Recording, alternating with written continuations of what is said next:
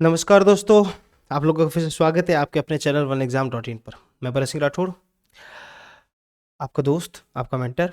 आज की क्लास शुरू करते हैं वापस। अपन कॉस्ट ऑफ कैपिटल गेन पढ़ रहे थे। कैपिटल गेन में यहाँ तक अपन ने समझ लिया था पूरी बात को। अब बात करते हैं कॉस्ट ऑफ एक्विजिशन की। ठीक है, कॉस्ट ऑफ एक्विजिशन होता है क्या, यानी खरीदी कितने में की है, परचेज क्या क्या, परचेज प्राइस आपकी क्या रहेगी, उस पर डिपेंड करता है। ठीक है, उससे पहले एक चीज़ समझते हैं, हम कैपिटल गेन का जो कैलकुलेशन करते हैं वो कैसे करते हैं। हम करते हैं सबसे पहले तो जो एसेट आपने बेची है, जैसे कि आपने कोई प्लॉट बेचा है, कोई लैंड बेची है, तो उसका निकालते हैं भाई उसकी सेल कंसिडरेशन क्या है, यानी आपने बेचा कितने में। ठीक है, सेल कंसिडरेशन क्या है, यानी जैसे फॉर एग्जांपल आपने 50 लाख में कोई चीज़ बेची है। ठीक है, 50 लाख, उसमें से लेस क्या करेंगे, परचेज प्राइस लेस करेंगे, उसको हम बोलते हैं कॉस्ट ऑफ एक्विजिशन।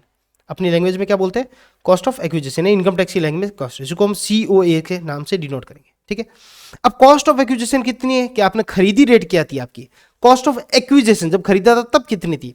अब आप बोल दो तब जब मैंने खरीदा था साहब तब इसकी वैल्यूएशन जैसे 30 लाख थी। कितनी थी, 30 लाख। अब उसमें भी दो चीज आएगी कि वो शॉर्ट टर्म कैपिटल एसेट्स है या लॉन्ग टर्म कैपिटल एसेट्स है।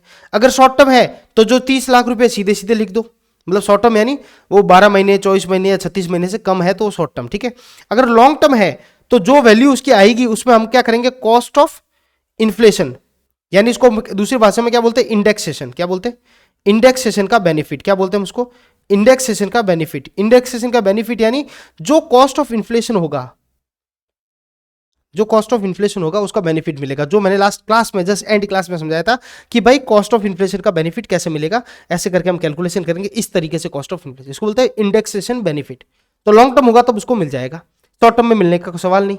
तो जो कॉस्ट ऑफ जाएगा जैसा भी डिपेंड करेगा, लॉन्ग टर्म शॉर्ट टर्म करेंगे वो लेस कर देंगे इसके अंदर से। ठीक है, लेस कर लेंगे, जो भी अमाउंट यहाँ पे बचेगा, जैसे यहाँ पे बचा 20 लाख रुपए, ये शॉर्ट टर्म में मानते हैं अपन। ठीक है, 20 लाख। अब उसमें से जो लेस होगा वो क्या होगा, वो होगा कॉस्ट ऑफ इंप्रूवमेंट, COI, इसको बोलते हैं कॉस्ट ऑफ इंप्रूवमेंट। अरे भाई मैंने खरीदा, आज खरीदने के बाद उसको हो गए मेरे को 20 साल मेरे पास था या 10 साल मेरे पास था, उसके अंदर और भी तो कुछ इंप्रूवमेंट करवाए होंगे मैंने, और जब मैंने इंप्रूवमेंट कराएंगे तो उसकी भी तो लागत लगी होगी। तो वो जो प्रॉपर्टी 15 साल या 10 साल पहले जो थी वो आज के आज प्रॉपर्टी वैसे या लैंड वैसे थोड़ा है, उसके अंदर मैंने बहुत सारे इंप्रूवमेंट भी करवाए, हत्ता खिंचवाया, अगर कोई प्लॉट है तो उसके अंदर भर्ती डलवाई मैंने, उसको लेवलिंग करवाई, तो ये सब मेरा खर्चा है ना भाई उस प्रॉपर्टी के लिए, तभी तो उसकी इतनी रेट आई है। तो इनकम टैक्स बोलते हैं ठीक है, जो आपका कॉस्ट ऑफ इंप्रूवमेंट है उसको आप क्या कर दो, उसको भी यहां से आप क्या कर दो, लेस कर दो, उसको भी लेस कर दो। अब कॉस्ट ऑफ इंप्रूवमेंट में भी दो बात आ जाएगी कि सर क्या आज का करें या पुराना करें, तो उसमें भी इंडेक्सेशन का बेनिफिट आपको मिल जाएगा, राइट। उसके बाद जैसे for example cost of benefit 5 lakh रुपए का अभी तक 10 सालों में मैंने खर्चा किया, अब बचा 15 लाख, तो ये 15 लाख क्या हो जाएगा आपका कैपिटल गेन हो जाएगा, या तो लॉन्ग टर्म कैपिटल गेन होगा या फिर शॉर्ट टर्म। अब इस 15 लाख कैपिटल गेन में से कुछ एग्जाम्पशंस क्या दे रखा है, एग्जाम्पशन दे रखे हैं अंडर सेक्शन 54, जो कैपिटल गेन में दे रखे हैं एग्जाम्पशन, जो उसके बाद अपन लास्ट स्लाइड में वही पढ़ने वाले हैं। और जो भी एग्जाम्पशन आपका एलिजिबल आप हो जिस एग्जाम्पशन में, वो एग्जाम्पशन आपको यहाँ मिल जाएगा, और फिर पता चलेगा टैक्स कितना किस पे लगेगा, कितना गेन बचेगा। अगर ये गेन जीरो हुआ तो नहीं लगेगा, लेकिन अगर यहाँ पे क्या हुआ, यहाँ पे जीरो रहेगा, यहाँ पे एग्जाम्पशन जीरो होगा तो नहीं लगेगा। लेकिन यहाँ पे भी अगर कैपिटल गेन आपका क्या हो सकता है, माइनस में भी तो आ सकता है, -5 लाख।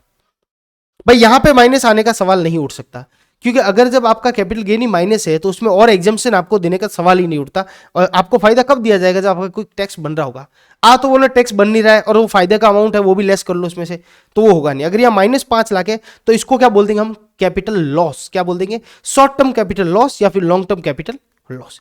ये है पूरा कैलकुलेशन करने का, कैपिटल गेन का कैलकुलेशन करने का तरीका। ठीक है, अब अपन जो पढ़ रहे हैं वो है कॉस्ट ऑफ एक्विजिशन, उसके बारे में कुछ बातें हैं जिसको अपन पढ़ते हुए चलते हैं। ठीक है, आई होप यहां तक बात आपको समझ में आई होगी। थोड़ा मैं फास्ट बोलता हूं तो आप थोड़ा सा स्लो कर सकते हो, वीडियो को आराम से भी देख सकते हो, मेरी आदत है फास्ट बोलने की। ठीक है, क्योंकि मुझे फटाफट करवाना होता है। चलो, कॉस्ट ऑफ एक्विजिशन यानी वो परचेज की प्राइस। अब सिंपल से अगर मैं पूछूं कि कॉस्ट ऑफ एक्विजिशन क्या होगी, तो आप बोलोगे सर जो भी परचेज प्राइस होगी वो होगी, वही तो कॉस्ट ऑफ एक्विजिशन होगी। तो बस इसी कंसेप्ट है, हर चीज को सिंपल ही रखना है। देखो, एनी कैपिटल एसेट, किसी प्रकार की कैपिटल एसेगी तो cost to previous owner deem to as the cost of acquisition of land. जैसे अगर आपने खुद ही मालिक हो, जैसे आपने कॉस्ट टू प्रीवियस ओनर, यानी आपने उस चीज को बेची है किसी को, आपकी क्या लागत लगी थी, आपने प्रीवियस ओनर कौन हुआ, मैं खुद हुआ, जैसे मैंने किसी को बेच दिया तो मेरी क्या लागत लगी थी, कॉस्ट टू प्रीवियस ओनर, मेरी क्या लागत लगी थी, वो क्या हो जाएगी, कॉस्ट हो जाएगी, कॉस्ट ऑफ एक्विजिशन हो जाएगी, जिसको हम बोलते हैं परचेज।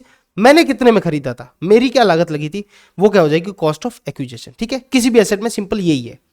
लेकिन अगर गुडविल है ऑफ बिजनेस की या प्रोफेशन की या कोई ट्रेड नाम, ब्रांड नेम या इस तरीके से और भी फ्रेंचाइज इस तरीके से इंटेंजिबल एसेट्स है, कोई सिंपल सी बात बोल दूं, इंटेंजिबल एसेट्स है, तो क्या होगी, तो भी सेम है, cost to the previous owner deemed as cost of acquisition.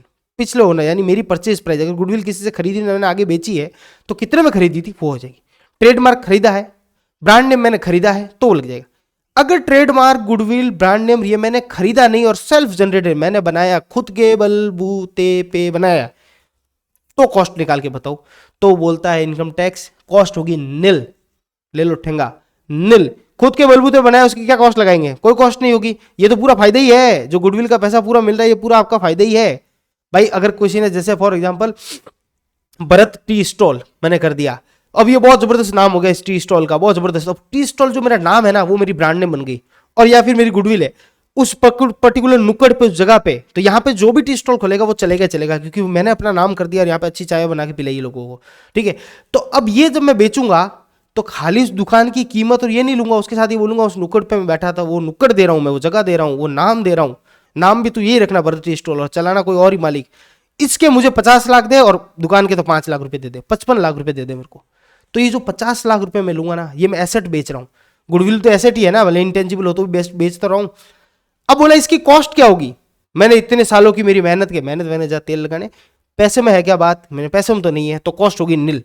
तो ये जो 50 लाख है ना, ये पूरा का पूरा मेरा क्या कैपिटल गेन मान लिया जाएगा, क्योंकि कॉस्ट ऑफ एक्विजिशन इस केस में जो सेल्फ जनरेटेड एसेट्स होती है उसमें मानी जाएगी अंडा, नील। ये याद रखना बात, जो याद रखने वाली बात है। बाकी सबके लिए तो क्या, प्रीवियस ओनर की जो कॉस्ट परचेज प्राइस वही रहेगी। दूसरी बात, कॉस्ट ऑफ इंप्रूवमेंट कैसे, तो सेम, अगर गुडविल है आपकी बिजनेस की या फिर सिमिलर नेचर एंड ट्रेडमार्क ये सारे यार, कोई कॉमर्शियल राइट्स खरीदे तो सारे, तो अब इंप्रूवमेंट, गुडविल को इंप्रूवमेंट करने के लिए आपने क्या किया, सर मैंने अपनी क्या बोलते हैं, अपनी गुडविल को अच्छे करने के लिए या फिर अपनी इमेज को सुधारने के लिए मैंने इतने रुपए खर्च किए, वो खर्च किए, तो इनकम टैक्स बोलते हैं इसकी कोई वैल्यू नहीं मेरी नजरों में, ये होगा अंडा। यहाँ पे improvement, cost of improvement goodwill और इन चीजों की क्या होगी, जीरो होगी हमेशा ही, चाहे कितना रुपया खर्च किया हो जेन्युइन आपने। अगर कोई अदर एसेट है तो all expenditure of a capital nature, सिर्फ कैपिटल नेचर का, रेवेन्यू नेचर का नहीं, ऑल एक्सपेंडिचर, जितने भी आपने कैपिटल पूंजीगत खर्चे किए हैं, incurred in making any addition, उस एसेट्स में किसी प्रकार की कोई एड ऑन किया है, खड्डा है तो भर्ती डलवाई तो पूर्ति एड ऑन किया आपने, हत्ता खिंचवाया तो एड ऑन किया, गेट लगवाया तो एड ऑन किया, या कोई अल्ट्रेशन किया, ये सही नहीं था, वास्तु के हिसाब से तोड़ा कि ये किया तब इसकी वैल्यूशन आई उस कैपिटल एसेट में, तो वो हम क्या कर देंगे, वो आपको कॉस्ट ऑफ इंप्रूवमेंट के नाम पे अलाउ कर देंगे, कॉस्ट ऑफ इंप्रूवमेंट के नाम पे अलाउ कर देंगे, समझ लो। लेकिन याद रखना इंपॉर्टेंट बात, गुडविल वुडविल पे कॉस्ट ऑफ इंप्रूवमेंट और ये नहीं मिलती। ओके, दो बात समझ में आई, बिल्कुल सर समझ में आई। अब एक मुद्दा आता है एडवांस मनी रिसीव, देखो उसके हाथ में चिल्लर है ना, एडवांस मनी इतनी आती है, 11 रुपये, 1 रुपये ऐसा, ठीक है, 21 रुपये, 2100, तो ये जो चिल्लर है यानी एडवांस मनी आई, जैसे फॉर एग्जांपल आपने कोई बिजनेस, आपने कोई जमीन बेची, यानी आपके कोई पास कोई लैंड थी, उस लैंड को आपने सौदा किया, आपने बोला कि ठीक है, उस अगले आदमी ने आपको 51,000 रुपये का साई, कहते हैं ना साई दी, 51,000 रुपये की साई दी, यानी एडवांस मनी आपको दिया और बोला इस सौदा में पूरा पैसा करके 2 दिन बाद मेरा भाई आ रहा है, वो आ रहा है, फलाना ढिंगाना करके मैं पूरा कर दूँ। लेकिन 4 दिन का आपने समय दिया, उसके बाद 4 दिन का और नोटिस दिया, वो नहीं आया और सब बोला मेरे को डील कैंसिल करनी, आप 51,000 रुपये क्या करके हाई खाई कर दी। हाई खाई करते हुए भाषा में बोलते हमारे मारवाड़ी में, हाई खाई का मतलब हुआ कि खा लिया हमने उसको, पैसा खा गए 51,000 रुपये। अब वो लैंड, अब वो किसी और से डील करोगे और ही मालिक आएगा, इससे डील कैंसिल भी होगी और पैसा भी हमने खा लिया। तो ये जो पैसा आपने खाया है, एडवांस मनी जो रिसीव हुई और उसको आपने फोरफिटेड कर दिया, यानी आप उसको खा गए, उसका क्या ट्रीटमेंट है कैपिटल गेन में, इसमें उसको समझते हैं अपन, ठीक है। सिंपल सी बात बोलता है उसमें कि अगर ये जो आपका एडवांस मनी जो रिसीव्ड, अगर ये advance money received and forfeited up to 31/3/2014, अगर 31/3/2014 से पहले अगर ऐसी हाई खाई की होती है आपने, यानी पैसा लिया और आप खा गए, तो वहां तक तो क्या ट्रीटमेंट था कि जो कॉस्ट ऑफ एक्विजिशन, जब आप किसी को बेच रहे हो चीज, वापस किसी और मालिक को बेचोगे और जो आपकी cost of acquisition purchase price होगी, उस कॉस्ट ऑफ एक्विजिशन में से क्या हो जाएगा, रिड्यूस कर देंगे हम, इतना रिड्यूस्ड बाई अमाउंट, जितना भी अमाउंट आपने हाई खाई किया, यानी अब आपकी वैल्यूशन होगी, जैसे 20 लाख होगी तो 19,50,000 रिलैक्स करेंगे, 50,000 रुपये आपका कैपिटल गेन मानेंगे, ठीक है। ये था 31/3/2014 से पहले का नियम, तो ये था। लेकिन ऑन और आफ्टर 1 1/4/2014, 1/4/2014 के बाद नियम को चेंज कर दिया इनकम टैक्स में और बोल दिया अगर इस तरह की हाइक हाई होती है, एडवांस आप मनी खा जाते हो, तो सेक्शन 56(2) जो कि किसका है, अदर सोर्सेस का, किसका सेक्शन है ये, अदर सोर्सेज का सेक्शन है। तो यहां पे कॉस्ट ऑफ एक्विजिशन में अब जो नियम है 14 के बाद, यानी अभी 2022-23 चल रहा है, अब जो नियम है, अब ये नियम है कि यहां पे कैपिटल गेन के अंदर कोई ट्रीटमेंट नहीं करेंगे, ये सीधा 51,000 रुपए आपकी अदर सोर्स की इनकम मानेंगे। जिस साल आपको मिला उसकी 51,000 रुपए आपको फायदा अदर सोर्स से फायदा हुआ है, वो अदर सोर्स की इनकम मान के हम क्या कर लेंगे, अदर सोर्स के सेक्शन 56(2) के अंदर आपको टैक्सेबल कर देंगे। यानी यहां पे कहीं पे उसका ट्रीटमेंट नहीं करेंगे और अदर सोर्स में क्या मान लेंगे, आपकी इनकम मान लेंगे, इनकम फ्रॉम अदर सोर्स मान लेंगे, इनकम फ्रॉम अदर सोर्स मान लेंगे। ये कर दिया एडवांस मनी का अपन ने ट्रीटमेंट, समझे। यानी 31/3/14 से पहले था तो सीओ में से जो कॉस्ट ऑफ एक्विजिशन उसमें से रिड्यूस कर दो, माइनस कर दो, लेकिन 14 के बाद है 1/4/2005 या उसी दिन है, तो क्या हो जाएगा, आपके अदर सोर्स की इनकम मानेंगे, यहां पे उसका कोई ट्रीटमेंट नहीं करेंगे। ओके, ठीक है। अब 3 सेक्शन आती है जो रेट डिसाइड करती है long term short term capital gain की, ठीक है। क्या रेट है, वो 3 सेक्शन इंपॉर्टेंट है, पढ़ना है, सिंपल भी है। सेक्शन 111A 111A, ठीक है, ये बोलती है सीधा सीधा रेट बोल दी इन्होंने, 15% टैक्स लगेगा, कितना, 15% टैक्स लगेगा शॉर्ट टर्म कैपिटल गेन पे। किस पे, शॉर्ट टर्म कैपिटल गेन है किस पे, on transfer of equity share या unit of equity oriented fund, यानी इक्विटी शेयर के ट्रांसफर पे, और वो ट्रांसफर, वो इक्विटी शेयर आपका शॉर्ट टर्म कैपिटल गेन है। शॉर्ट टर्म कैपिटल गेन होगा या तो 12 महीने या 24 महीने से कम रखा है आपने, ठीक है। तो शॉर्ट टर्म कैपिटल गेन हुआ है और इक्विटी शेयर का गेन हुआ है, आपको ट्रांसफर किया है, तो हम सीधा सीधा रेट कितनी लगा देंगे, हम रेट लगा देंगे इसकी सीधी सीधी, यहां लिख देता हूं 15%, कितनी, 15% रेट है, ये बोलता है सेक्शन 111A, ठीक है। और जब ये रेट लग जाएगी, ऐसी डिस्काउंटेड रेट आपकी लग जाएगी, तो भैया, और अब भले आपका 30% स्लैब रेट से ऊपर जा रहा है, कुछ भी जा रहा है, आपकी 15% रेट लगेगी सीधी सीधी। उसके अलावा आपको और भी कोई डिडक्शन नहीं मिलेगा, जो चैप्टर 6A पढ़ाऊंगा, डिडक्शन सारे हेड पूरे हो जाएंगे, तो उस चैप्टर 6A का डिडक्शन आपको यहाँ पे नहीं मिलेगा, वहां पे वापस रिवाइज कराऊंगा, मैं स्लैब पढ़ाऊंगा तब वापस रिवाइज करूंगा, ठीक है। समझो एक बात, शॉर्ट टर्म कैपिटल गेन हुआ, इक्विटी शेयर का ट्रांसफर हुआ, तो 15% लगेगा, सेक्शन 111A बोलती है। 111(2)A क्या बोलती है, 10% रेट लगेगी। यहीं पे अगर आपका लॉन्ग टर्म कैपिटल गेन हो गया on transfer of equity share, यहां पे शॉर्ट टर्म था, यहां पे लॉन्ग टर्म कर दिया, ट्रांसफर क्या हो रहा है, इक्विटी शेयर, यहां पे 15% थे, यहां पे इन्होंने बोल दिया कितना लगेगा, 10% टैक्स लगेगा आपका। लॉन्ग टर्म कैपिटल गेन हुआ, इक्विटी शेयर को ट्रांसफर किया, लेकिन शर्त यह है कि लॉन्ग टर्म कैपिटल गेन जो गेन है लॉन्ग टर्म के, वो 1 लाख उससे ज्यादा होना चाहिए। इसलिए छोटा चिल्लर है तो ये सेक्शन अवेलेबल नहीं होगी। कितना होना चाहिए, 1 लाख से ज्यादा होना चाहिए, ठीक है। सेक्शन 111A और 112A, ये दोनों ए किसके लिए, एक शॉर्ट टर्म के लिए, एक लॉन्ग टर्म के लिए, इक्विटी शेयर, या 15% 10%, पर यहां 10% में एक नियम क्या डाल दिया कि 1 लाख से ज्यादा होना चाहिए, ठीक है। सेम बात ये भी बोलता है किसी प्रकार का डिडक्शन चैप्टर 6A का नहीं मिलेगा, और एक रिबेट होती है 87A की, जब रिबेट पढ़ूंगा तब और बताऊंगा, वो भी यहाँ पे नहीं मिलेगी, ठीक है। अभी बीच में कौन बैठा भाई साहब, 112, ये बोलता है 20% रेट होगी किस पे, लॉन्ग टर्म कैपिटल गेन, ये जनरल रेट है, जितनी भी लॉन्ग टर्म कैपिटल एसेट होगी उस पर रेट फिक्स लगेगी 20%, कितनी लगेगी, 20%, चाहे 5,000 का भी आपका लॉन्ग टर्म कैपिटल में 20% लगेगी। 20% tax on long term capital gain other than 112 LTCG, यानी इसके अलावा, ये जो LTC अलग से सेक्शन बनाई है, इसके अलावा यानी इक्विटी शेयर पर अगर कोई लॉन्ग टर्म कैपिटल गेन हुआ है उसको छोड़ दे, तो उसके अलावा जितने भी लॉन्ग टर्म कैपिटल गेन है उस पर कितनी रेट लगेगी, 20% लगेगी, 20% लगेगी सीधी रेट, और वही चैप्टर 6A का कोई डिडक्शन नहीं मिलेगा।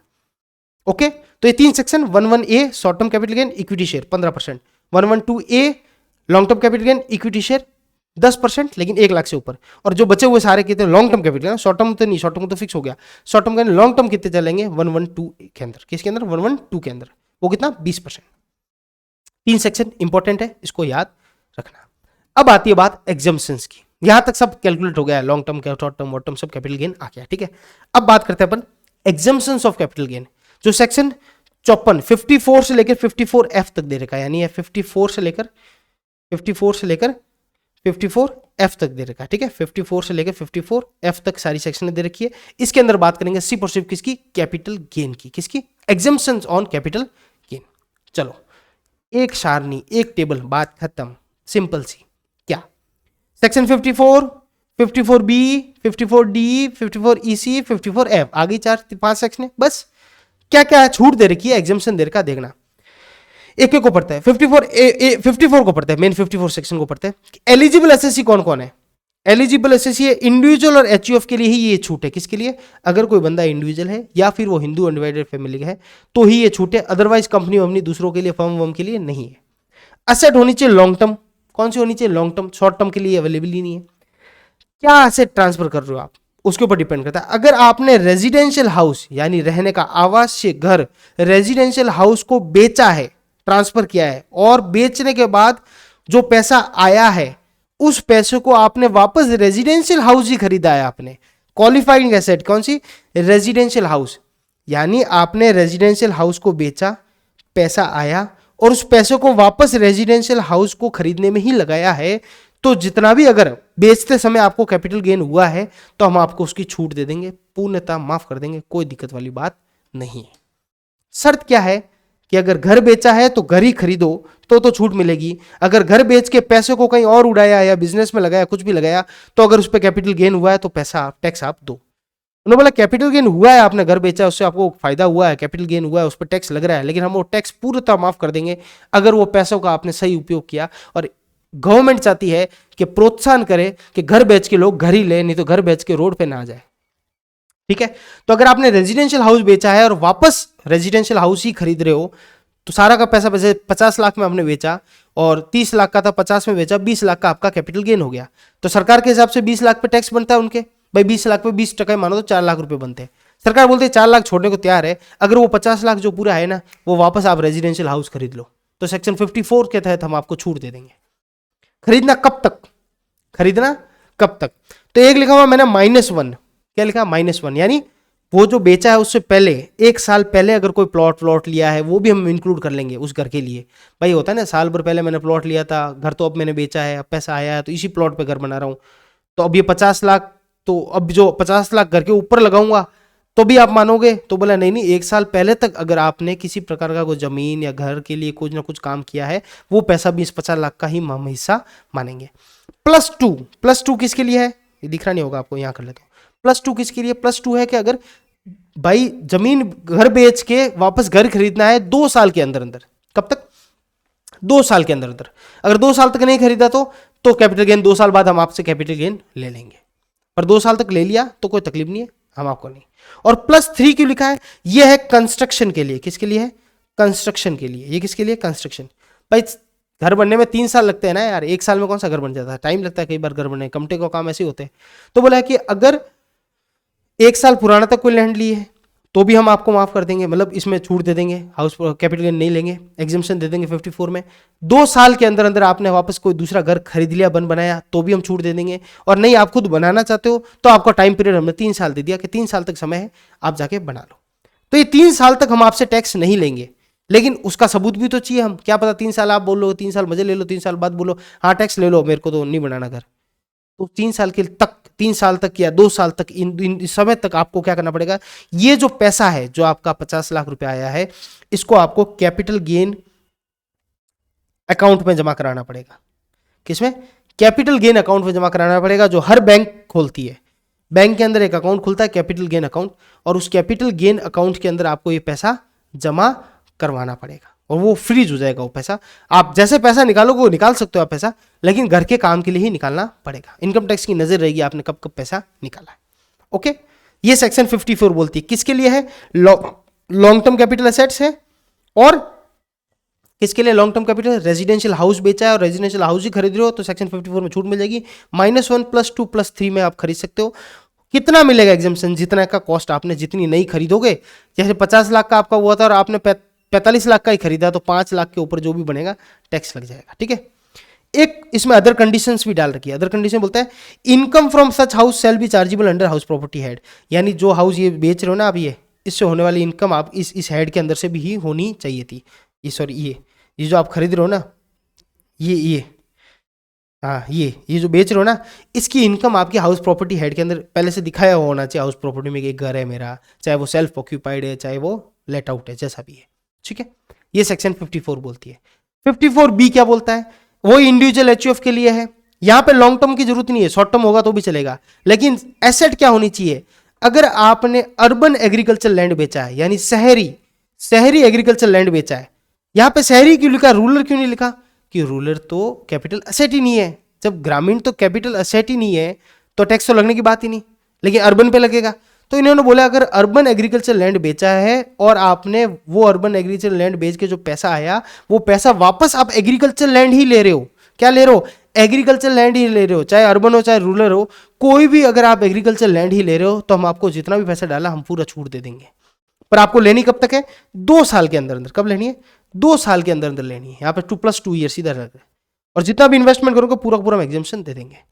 एक कंडीशन क्या कि जो लैंड आपने अर्बन एग्रीकल्चर लैंड बेची है that land should be used for agriculture purpose for 2 year before such transfer. ऐसा नहीं है कि हाँ सर ये तो मेरी एग्रीकल्चर लैंड थी, ऐसा नहीं है। एग्रीकल्चर के लिए आपने यूज की हुई हो, कब तक? जब आज बेची है तो आज के 2 साल पुराने 2 साल तक वो एग्रीकल्चर पर्पस के लिए ही यूज होनी चाहिए, तभी उसको हम अर्बन एग्रीकल्चर लैंड मानेंगे, अन्यथा इसको नहीं मानेंगे।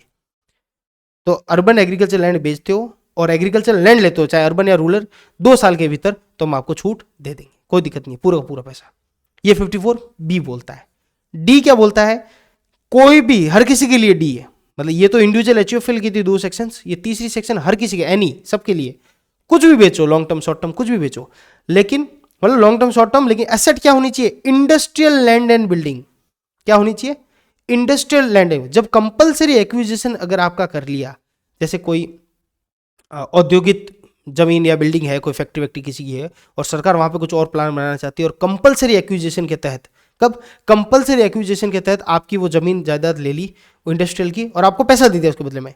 तो बोले अगर ऐसा हुआ है आपके साथ और आपने इस वजह से उसको बेची है, और बेची है तो कोई दिक्कत नहीं, आपको कैपिटल गेन हुआ, टैक्स तो लगेगा, लेकिन हम टैक्स नहीं लेंगे अगर आपने हाथों हाथ वो पैसा वापस इंडस्ट्रियल लैंड एंड बिल्डिंग खरीद ली है 3 साल के अंदर अंदर भीतर। कितने? 3 साल के भीतर अंदर अंदर आपने अगर ये खरीद ली है वापस इंडस्ट्रियल लैंड और बिल्डिंग, तो हम आपको माफ कर देंगे। सेक्शन 54D बोलता है। शर्त क्या? जो वो लैंड थी वो बिजनेस के यूज में आनी चाहिए पिछले 2 साल तक। ऐसा नहीं कि अभी अभी लिए और बेच रहे हो, 2 साल तक आपके बिजनेस के यूज में आई हुई होनी चाहिए, यानी इंडस्ट्रियल पर्पज में आनी चाहिए। और कंपलसरी एक्विजिशन हुआ है तो ही मिलेगा, खुद की इच्छा से बेचा तो नहीं मिलेगा। ठीक है, ये 54D। 54EC क्या बोलता है? कोई भी बंदा आओ, सिर्फ लॉन्ग टर्म को मिलेगा। ये तो देखो सबको था, ये भी सबको था, ये सिर्फ लॉन्ग टर्म के लिए था, ये भी सिर्फ लॉन्ग टर्म के लिए। ईसी और ट्रांसफर क्या हो रही है? आपकी लैंड और बिल्डिंग, या फिर दोनों। अगर आप कोई जमीन बेचते हो, कोई बिल्डिंग बेचते हो, कोई प्लॉट बेचते हो, या जमीन पे बनी हुई बिल्डिंग, दोनों ही बेचते हो, तो 54EC में आपको छूट मिलेगी, उसको कैपिटल गेन का फायदा मिलेगा अगर वो पैसा जो आया है और वो पैसा कहां डाल दे, वो national Highway Authority of India या रूरल इलेक्ट्रिफिकेशन कॉर्पोरेशन लिमिटेड है, इसके अंदर अगर आप पैसा, इनके बॉन्ड्स के अंदर अगर आप पैसा डाल देते हो तो हम आपको छूट दे देंगे जितना भी टैक्स लगा। एक नई ये बॉन्ड को चलाने के लिए जो national Highway Authority of India इसका बॉन्ड को चलाने के लिए बोला कि अगर आपने लैंड और बिल्डिंग बेचा है और इन पूरा किसी सेक्शन में नहीं आ रहे हो और आपको छूट चाहिए, तो हम अगर आप वो पैसा लेके सीधा क्या कर दो, बॉन्ड खरीद लो National Highway Authority of India के। वो 5 साल के रिड्यूमेबल होना चाहिए, 5 साल से पहले आप उसको बॉन्ड को, ऐसा नहीं बॉन्ड आज खरीदें 6 महीने बाद तोड़वा लिए, ऐसा नहीं, 5 साल तक आपको पैसा वहां रखना है। तो हम आपको दे देंगे, हमको जितना भी दिया आपने कॉस्ट लगी वो दे देंगे, लेकिन इसकी लिमिट है 50 लाख से ऊपर ये नहीं मिलेगा। ठीक है, मतलब 50 लाख तक का कैपिटल गेन एडजस्ट कर सकते हैं, उसके ज्यादा वाला नहीं कर सकते। ठीक है, 50 लाख तक एक लिमिट डाल दी। कब तक करना है? 6 महीने के अंदर अंदर। वो ये तो बॉन्ड ही तो खरीदना है, कौन सा घर बनाना है जो 3 साल लग जाएंगे, 2 साल लग जाएंगे। यहाँ पे तो बॉन्ड खरीदना है, जाके 6 महीने के अंदर खरीद लो। आज बेची, आज से 6 महीने तक अगर आप बॉन्ड खरीद लेते हो तो कैपिटल गेन पे छूट हम दे देंगे 54EC के अंदर। और सबसे लास्ट 54F, वापस इंडिविजुअल और एचयूएफ के लिए ही, लॉन्ग टर्म के लिए ही है। यहां बोलता है कोई भी एसेट बेचो, कोई भी लॉन्ग टर्म एसेट बेचो, कोई भी, रेजिडेंशियल हाउस को छोड़कर। अगर रेजिडेंशियल हाउस को बेच रहे हो तो 54 में ले लो फायदा, मेरे पास आने की जरूरत ही नहीं, एफ बोलता है। लेकिन अगर रेजिडेंशियल हाउस नहीं बेच रहे हो, उसके अलावा कोई भी बेच रहे हो, चाहे land, building, industrial, urban, rural तो है ही नहीं, इसके अलावा कुछ भी बेच रहे हो और वो लॉन्ग टर्म है और इंडिविजुअल और एचयूएफ आप, और आप वो बेच के क्या ले रहे हो? रेजिडेंशियल हाउस ले रहे हो। क्या ले रहे हो? रेजिडेंशियल, रहने के लिए छत ले रहे हो, रेजिडेंशियल हाउस ले रहे हो, तो 54F बोलता है मैं आपको छूट दे दूंगा। सेम नियम, -1 +2 +3, -1 तो पहले खरीद रखा है इस ट्रांसफर से पहले, +2 खरीदा है और +3 यानी कंस्ट्रक्शन करा रहे हो, रेजिडेंशियल हाउस बना रहे हो, खरीद रहे हो, किसी प्रकार की कोई एसेट बेची है, रेजिडेंशियल हाउस नहीं बेचना है आपको, अगर वो बेचा तो 54 के पास चले जाओ, वहां पे भी ये सेम छूट मिलती है, मेरे पास आने की जरूरत नहीं। और आपने रेजिडेंशियल हाउस क्या किया है, खरीदा है, तो जितनी कॉस्ट लगेगी हम दे देंगे प्रोपोर्शनेटली। कहने का मतलब ये हुआ प्रोपोर्शनेटली, ऐसा हुआ कि भाई आपने फॉर एग्जांपल कोई 1 करोड़ में बेचा कोई लैंड और आप घर बना रहे हो 50 लाख का, तो 50 लाख 1 करोड़ में बेचा आपने और 50 लाख का बना रहे हो, तो जो 50 लाख तक का जितना प्रोपोर्शनेटली आपका कैपिटल गेन माफ होना चाहिए उतना ही मैं करूंगा, बाकी के 50 लाख का आपके ऊपर लगेगा और वो आपको देना पड़ेगा। शर्त क्या है कि वो बंदे के पास, जो ये बंदा जो घर बनाने जा रहा है, own only one residential house, एक ही हाउस होना चाहिए उसके पास, should not purchase within 2 year और construct within 3 year after such transfer. मतलब उसके पास एक घर, अब क्या पहले तो ऐसा था कि एक भी घर नहीं होना चाहिए, पहला घर होता, पहला नियम चेंज कर दिया, अब बोला एक घर चलेगा उसके पास और ये दूसरा घर खरीदना चाह रहा है, सेकंड घर खरीदने जा रहा है, तो भी 54F में छूट दे देंगे। लेकिन जो पहला घर है ना, पहला घर एक ही घर होना चाहिए, अगर उसके पास पहले से 2 घर है और ये वो जो ये छूट लेने जा रहे हैं थर्ड घर की, तीसरे घर की है, तो ये छूट नहीं मिलेगी। ये छूट किसको मिलेगी, जिसके पास सिर्फ एक या नहीं है, या तो नहीं है घर, पहले ही घर है इसका, या फिर एक घर है, तो सेकंड घर की हम छूट दे सकते हैं। लेकिन वो जो पहला घर है ना, वो ऐसा नहीं कि इसको बेचने के बाद फटाफट कोई खरीद लिया कि एक घर तो दिखाओ, मतलब अपन एक घर तो दिखावे, या 3 घर थे और उसके साथ उसने बोल दिया कि ये जो एक घर है ये क्या होना चाहिए, पहले का, ये जो रेजिडेंशियल हाउस है ये भी हाथों हाथ बना लेते इस सेक्शन में फायदा उठाने के लिए, हाथों हाथ बना लेते हैं ताकि बोलते एक घर तो है हमारे पास, क्यों एक घर यहाँ बोल दिया ना कि भाई घर होना चाहिए, एक ही घर चलेगा। तो नॉट परचेज विद इन 2 साल और construct within 3 year after such transfer के बाद 2 साल में या तो नहीं तो परचेज होना चाहिए या 3 साल में घर बनाना नहीं चाहिए, वो जो पहला घर है। ठीक है, ये बात हुई कौन सी, सेक्शन 54, 54B, 54D, 54EC और F। सर थोड़ा सा कंफ्यूजिंग लग रहा है हमें, थोड़ा आप सॉल्व कराओगे, अभी करा देते। लो क्या कंफ्यूजिंग लग रहा है बोलो, ये लो देखो, ये सेक्शन एक तो थी आपके सामने 54, एक थी 54B, एक थी 54D, एक थी 54EC और एक थी 54F। क्या बेच रहा है यहाँ पे भाई, इंडिविजुअल, ये सब देखो, ये भी इंडिविजुअल के लिए थी, HUF के लिए थी, ये भी सेम, ये सब के लिए एनी किसी के लिए भी थी, ये भी एनी किसी के लिए थी, ये भी इंडिविजुअल और HUF के लिए थी। ये तो बात सही है, सही है सर, कोई तकलीफ ही नहीं है। दूसरी बात, ये लॉन्ग टर्म कैपिटल एसेट, ये लॉन्ग टर्म कैपिटल एसेट, ये एनी और ये वापस लॉन्ग टर्म कैपिटल एसेट। बात यहां तक सही है, ठीक है। दूसरी बात, 54 में क्या होता है, रेजिडेंशियल हाउस बेच के वापस रेजिडेंशियल हाउस लेना है, बिल्कुल सर, याद रखने वाली चीज यही है, रेजिडेंशियल हाउस बेच के रेजिडेंशियल हाउस लेना है, ये वाली याद रखनी है। 54B में क्या था, अर्बन एग्रीकल्चर लैंड बेची और एग्रीकल्चर लैंड ले ली, चाहे अर्बन हो चाहे रूरल हो। डी में क्या था, इंडस्ट्रियल लैंड एंड बिल्डिंग बेची और इंडस्ट्रियल ही क्या लैंड एंड बिल्डिंग आप खरीद रहे हो, लेकिन याद रखना कंपलसरी एक्विजिशन था, ठीक है, कंपलसरी एक्विजिशन होना चाहिए। ईसी में क्या बोल रहा है, कुछ भी बेचा, एनी कुछ भी बेचा और लिया क्या आपने, आपको लेना क्या, NHAI या RECL के क्या लेने हैं, बॉन्ड से लेने हैं 6 महीने के अंदर, 50 लाख से ज्यादा मिलेंगे नहीं। और F के अंदर क्या था कि कुछ भी बेचो अदर देन रेजिडेंशियल हाउस और लेकर लो रेजिडेंशियल हाउस, तो भी आपको मिल जाएगा। इतनी सी बात याद रखने वाली, लो सिंपल से तरीके से मैंने समझा दी।